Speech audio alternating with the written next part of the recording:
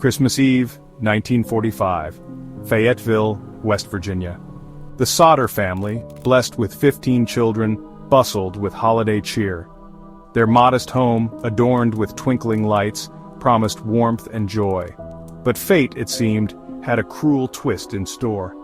As the night deepened and the younger Sodder children drifted to sleep, a fire erupted, engulfing their home in a raging inferno. George and Jenny Sodder, the parents, managed to escape the flames, their hearts pounding with terror as they realized 5 of their children were missing.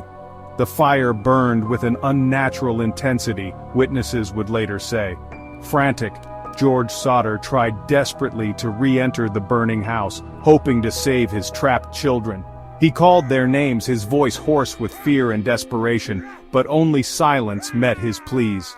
The fire truck, a beacon of hope in their darkest hour, was inexplicably delayed, arriving long after the flames had been extinguished.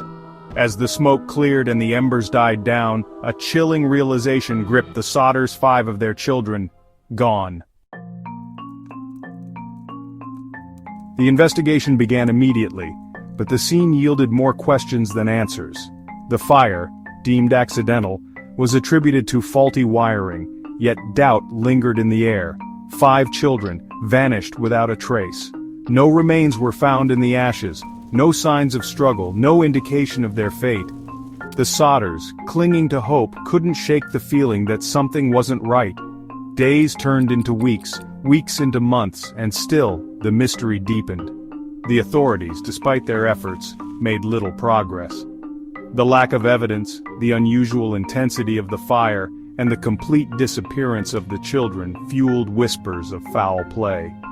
Theories began to circulate, each more outlandish than the last, but none could definitively answer the question that haunted the Sodders.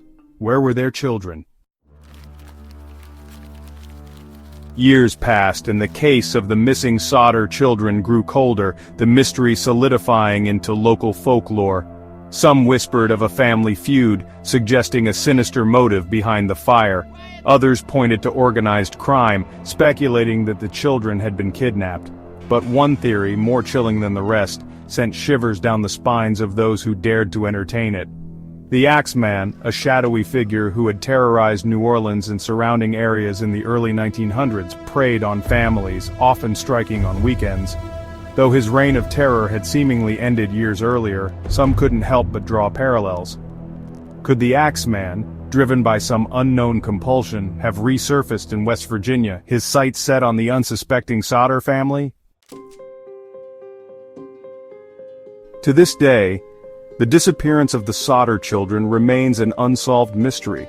The passage of time has done little to quell the intrigue surrounding the case. Was it a tragic accident, as the official investigation concluded, or did something more sinister, more calculated, occur on that fateful Christmas Eve?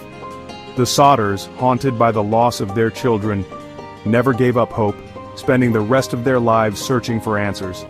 Their story, a chilling reminder of the mysteries that endure, continues to captivate and unsettle, a stark testament to the enduring power of the unknown.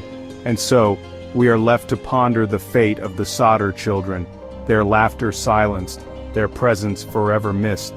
Did their souls perish in the flames, or do they wander still, lost in the shadows of a mystery yet to be solved?